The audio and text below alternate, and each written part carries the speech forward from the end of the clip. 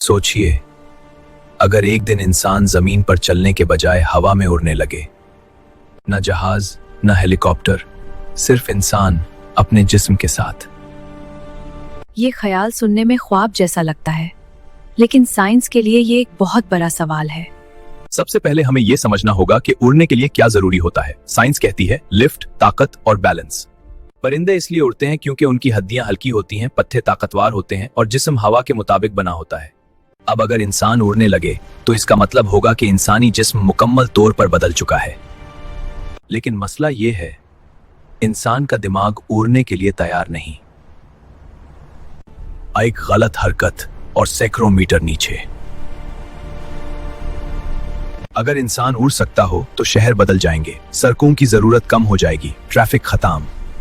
लेकिन इसके साथ नए मसाइल पैदा होंगे, हवाई ट्रैफिक जैम, हवा में हादसात और नए कावानीन। क्या हर इंसान जहां चाहे उड़ सकता होगा, या उड़ना सिर्फ इजाजत के साथ होगा? साइंस कहती है कि अगर हर इंसान उड़ने लगे तो एनर्जी की जरूरत नाकाबिले तसव्वुर हद तक बढ़ जाएगी। एक और खतरनाक पहलू यह है कि अगर इंसान उड़ सकता हो तो जंगाएं भी बदल जाएंगी। आखिर में सबसे अहम सवाल यह है, अगर इंसान उड़ने लगे तो क्या वो जमीन से जुड़ा रहेगा?